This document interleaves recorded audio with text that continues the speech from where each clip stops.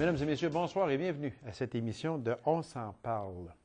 En 2015, le pape François a décrété le jubilé de la miséricorde du 8 décembre 2015 au 20 novembre 2016. Alors, avec mon invité, nous allons parler de ce jubilé et de quelques autres sujets également. Alors, mesdames et messieurs, avec grand plaisir et grand honneur également, je reçois l'évêque du diocèse d'Amos, Monseigneur Gilles Lemay. Monseigneur Lemay, bonsoir. Bonsoir.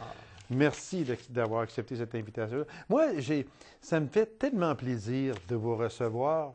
Puis, moi, je calcule, c'est un honneur que de vous recevoir à mon émission. Je reçois des grands noms à mon émission, puis vous faites partie de ceux qui pour moi, est un honneur que de vous recevoir. Bien, merci beaucoup. C'est touchant. Mais moi, ça me permet de, non seulement, surtout de rencontrer la population, ça me permet d'exercer ma tâche de pasteur, de rassembleur dans le diocèse d'Amos, puis de rejoindre des gens que je ne verrais pas autrement. Oui, exactement. Je les salue d'ailleurs. Merci d'être à notre écoute, puis ça fait plaisir. Oui, parce qu'il y a plusieurs personnes qui nous écoutent, Monseigneur.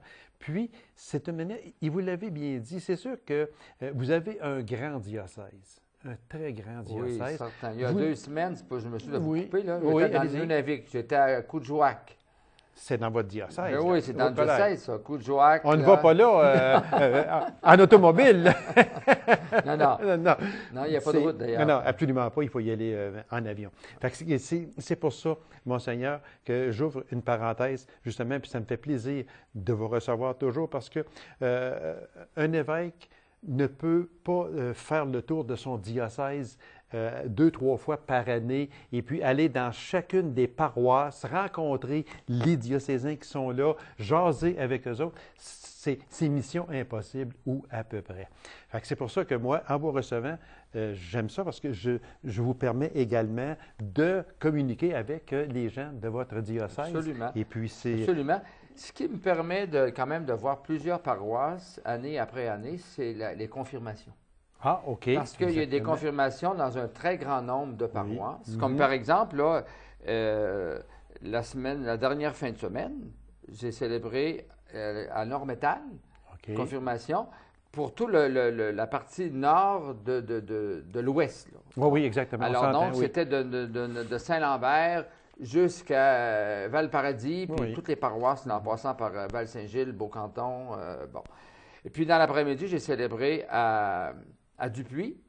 Alors, ça incluait les paroisses de Colombourg, Mansbourg, et puis la Reine, ces paroisses-là. Ça fait que ça vous permet justement de rencontrer les personnes de votre diocèse, les municipalités de votre diocèse, quand vous avez un regroupement comme ça. Monseigneur, dans mon intro, je parlais d'un jubilé que le pape François a décrété, le jubilé de la miséricorde. Mais expliquez-nous, c'est quoi un jubilé? Qu'est-ce qu'un jubilé? Bien, un jubilé, dans le fond, c'est un grand événement religieux, là. C'est un, je dirais, c'est un temps spécial d'action de grâce. Action de grâce, ça veut dire merci au Seigneur, de louange. C'est un temps, donc, aussi de ressourcement, parce que lié au jubilé, il y a aussi les pèlerinages. Okay. Alors, quand on se fait pèlerin, bien, je dirais, c'est une occasion d'abord de se reconnecter avec nous autres mêmes, puis avec toute l'histoire, puis avec le Seigneur lui-même.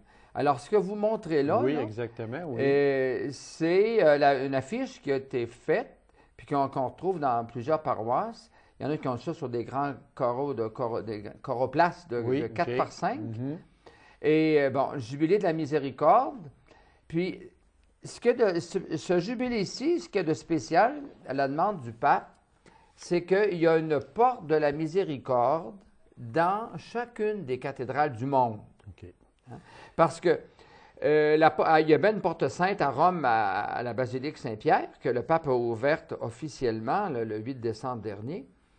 Mais cette fois-ci, le pape a dit, il faut que le plus grand nombre de baptisés possible ait la chance de profiter de ces grâces spéciales de pèlerinage. Puis pour ça, bien, il a dit, on va faire une porte de la miséricorde dans chacune des cathédrales. Alors, Monseigneur, je vous interromps parce que là, il me vient une question que je vais absolument vous poser tandis que vous parlez de cette porte-là. Je me souviens très bien vous avoir reçu ici, et puis on avait fermé la porte sainte à la cathédrale à Québec. À Québec, Okay? oui. Puis, ça n'était plus supposé s'ouvrir avant 25 ans, si ma mémoire est fidèle. Est-ce que je suis C'est- correct? Oui, oui, c'est Ah, mais ça. je vous écoute, hein? C'est que- bonne mémoire. C'est que Puis, normalement... mais pourquoi que là, un an après, ou même pas, elle est réouverte? Bon, d'abord, celle de Québec, c'est la 7e des Oui. portes saintes dans le monde. Dans le monde. Puis c'est l'unique qui est en Amérique du Nord. OK. C'est l'unique qui est en Amérique du Nord, même en dehors de l'Europe. En dehors de l'Europe, c'est l'unique. Puis et celle-là, elle a été ouverte, a été autorisée par le pape François pour les grandes fêtes de la cathédrale, la basilique cathédrale, puis paroisse Notre-Dame de Québec, qui est la première paroisse au nord des terres espagnoles qui comprend le Mexique, OK. toute l'Amérique centrale et le Mexique. Et en 2014, c'était le 350e anniversaire de la fondation de cette paroisse Notre-Dame de Québec. Alors, pour l'occasion, le pape a autorisé une porte sainte à la basilique cathédrale de Québec. Et puis, bien, l'année finie, la porte s'est refermée, puis elle devait être ouverte seulement en 2025 parce que les portes saintes, elles s'ouvrent quand il y a une année, un jubilé, une année OK. jubilaire. Alors, la dernière année jubilaire, elle a eu lieu en l'an 2000, au niveau mondial, en l'an 2000, pour souligner le passage au 3e millénaire. Voilà, exactement. Oui. Et puis, normalement, la prochaine était due pour 2025. Mais là, le pape François, je dirais, dans ses prières, à l'écoute de l'Esprit Saint, considérant ce qui se passe dans notre monde, tant de toutes sortes de désordres, des guerres, des soulèvements, aussi des gens qui souffrent conséquences de cataclysmes, conséquences des attaques des djihadistes, enfin, et tout ça. OK. Alors, le pape dit, on va proposer une année jubilaire sur la miséricorde pour d'abord, d'une part, pour que les gens accueillent la miséricorde de Dieu à l'intérieur même de l'Église, pour que l'Église elle-même ce modèle au Père miséricordieux pour être elle-même plus miséricordieuse à l'endroit de tous les baptisés, de toutes les personnes, OK. sans condition d'ailleurs. Et puis, donc, c'était le premier motif du pape là, François. C'est donc dire que les cathédrales du monde entier, maintenant, ont une porte sainte. Est-ce C'est-à-dire qu'on une peut porte de dire la ça? miséricorde. Ah, une porte de la Oui, miséricorde. c'est Parce que il faut la faire nuance entre OK, les il faut deux. faire là, la différence Oui, entre c'est les ça. deux. Fait C'est que ça. celle que l'on voit comme, il y en a une à la cathédrale à Amos. Oui, Et puis, c'est la porte de la miséricorde. oui. C'est quoi la différence? Bien, c'est que, à moins qu'on ait des consignes, là, quand l'année jubilaire va finir le 20 novembre 2016, là, exactement, avec oui. la fête du Christ roi, OK. bon, à moins qu'on ait une consigne qu'elle reste en permanence ouverte, mais c'est que normalement, les portes saintes, comme je disais, ça prend une autorisation de Rome, puis il y en a une seule qui est en dehors de l'Europe, qui est celle de Québec. Ça, c'est une porte sainte. OK. Alors que nous autres, les portes de la miséricorde, c'est lié à ce jubilé-ci, qui a OK. pour thème, c'est à cause du thème, celui de la miséricorde, et avec le thème miséricordieux comme le Père. OK. Alors, Dieu, le mot miséricorde, là, pour je dirais, là, l'éclairage de tous les gens qui nous écoutent, c'est un grand mot, miséricorde. Il y en a qui pensent seulement au sacrement de la miséricorde, peut-être au sacrement du pardon. C'est une des facettes de la miséricorde. Parce que dans le mot... Dieu qui pardonne. Voilà, dans le mot miséricorde, c'est deux noms. Oui, Misère et cœur. c'est ça, exactement. Il y a le mot misère et le mot cœur. Donc, c'est pas nécessairement, c'est pas uniquement lié au sacrement du pardon. OK. Hein. Quelqu'un peut même ne pas être du tout dans la foi catholique et puis avoir le cœur rempli de miséricorde. Oui, Alors, exactement. c'est ça, le cœur miséricordieux, c'est la personne qui se laisse toucher dans son cœur, qui voit la misère de quelqu'un, quelqu'une ou d'un groupe, d'une nation, puis le cœur, je dirais, remué par ce qu'il entend, ce qu'il voit, bien, décide de faire quelque chose. OK. Hein? Alors, selon nos possibilités, bien sûr. Hein? Il y a des fois que c'est tellement loin qu'on ne peut pas faire plus que de prier pour ces gens-là. OK. Hein? Mais il y a d'autres fois, par exemple, qu'on peut soit faire une aumône, puis si c'est proche, si c'est mon voisin que je sais qu'il vient de faire une attaque cardiaque, ou mon autre voisin de l'autre bord qui vient de passer au feu, c'est une forme c'est une misère soudaine pour ces gens-là. Exactement. Alors, je vais les visiter, je vais les consoler, je vais être proche de toutes sortes de façons, puis je vais même aider physiquement. Là.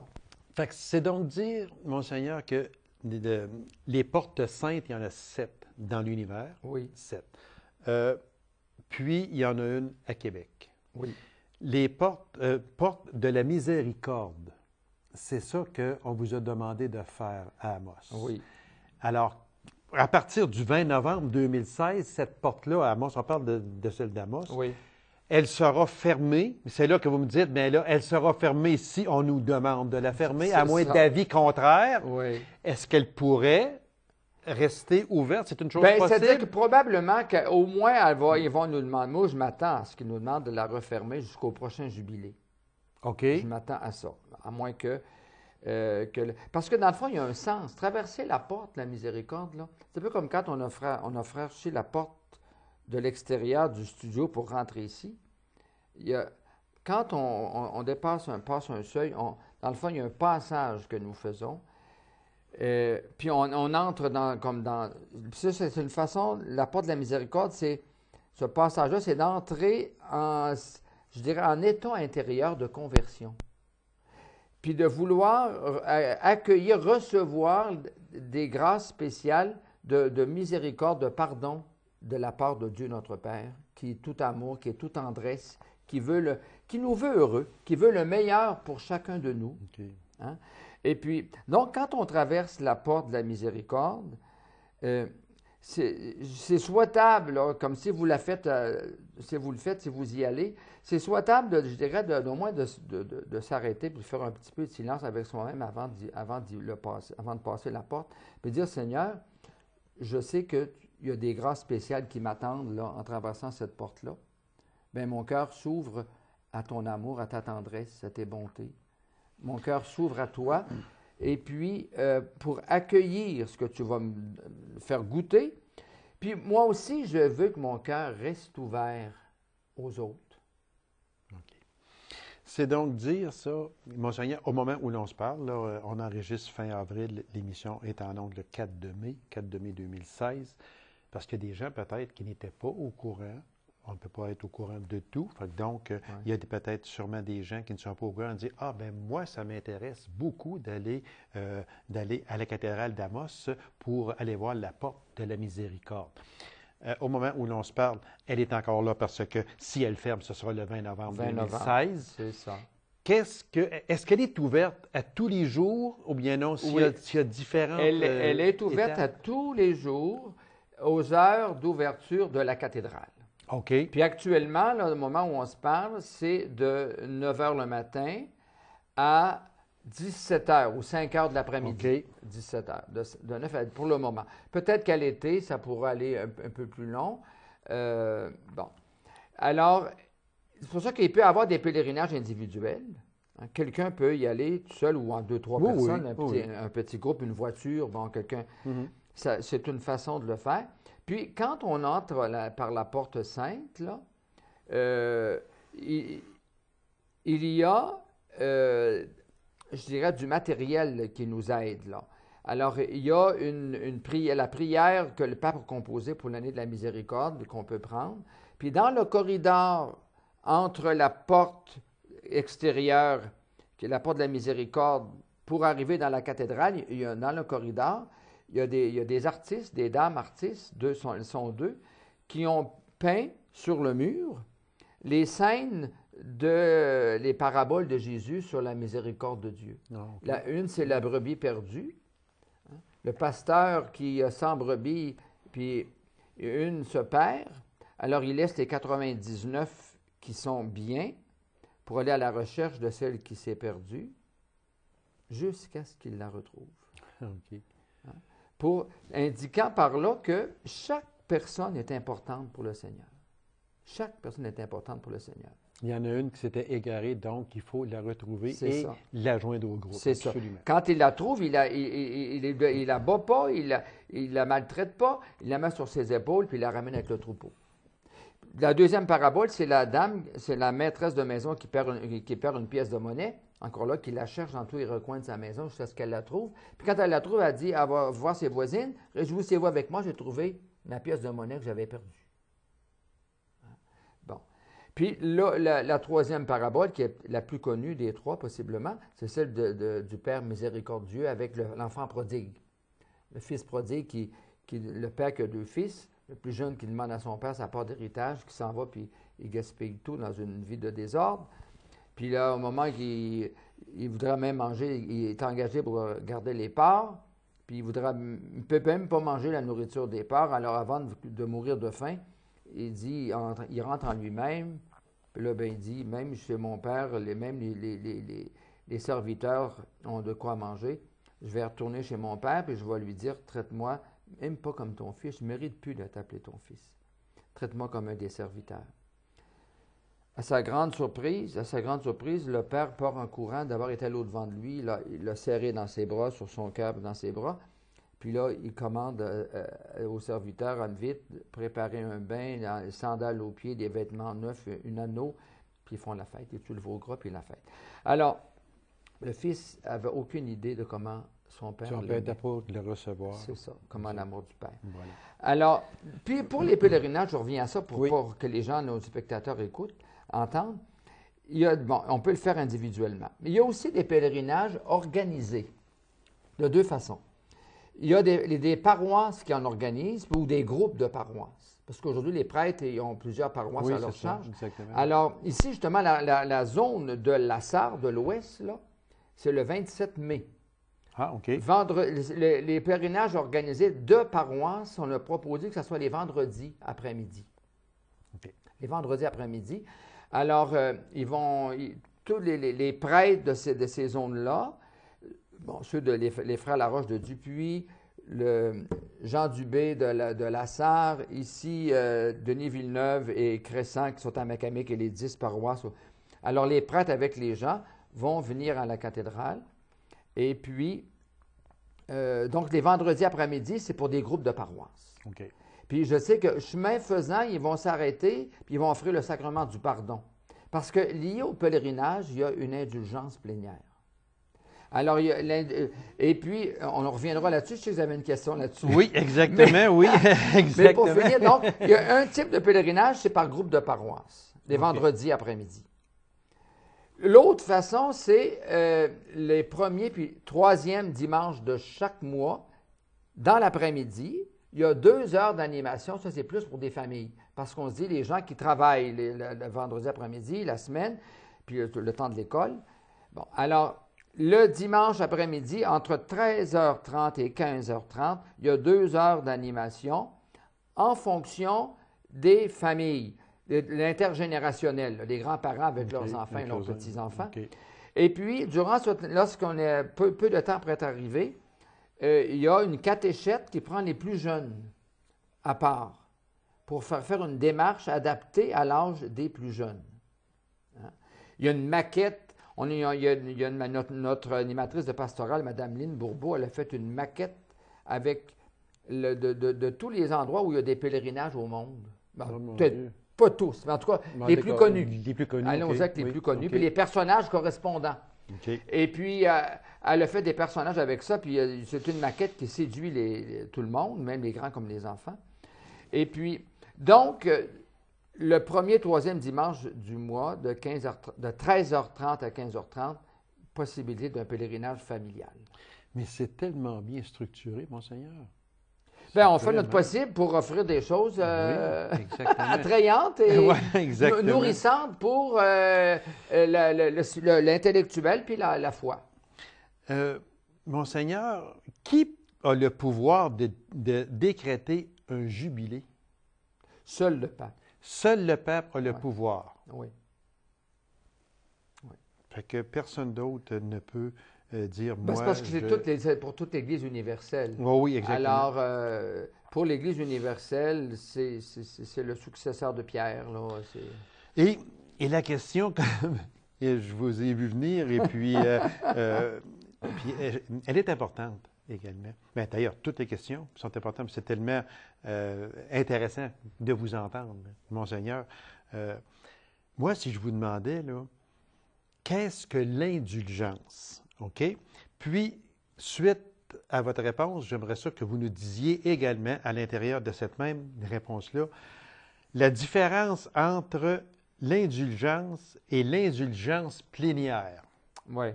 Je vous laisse aller. C'est ça. Bon, c'est ça. Il y a comme, à ce même mot-là, il y a comme deux façons de le comprendre. Bon, l'indulgence au sens large, c'est, vous savez, quand on prend conscience qu'on s'est trompé, hein, puis tout le monde, c'est humain, ça, il n'y a personne de parfait sur la Terre.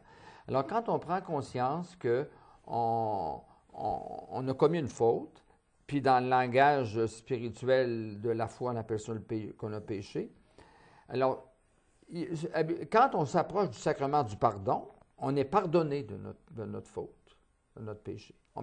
Puis le pardon, là, pardonne tout, il efface tout. Bon. Cependant, souvent, il y a des conséquences qui peuvent rester de ça.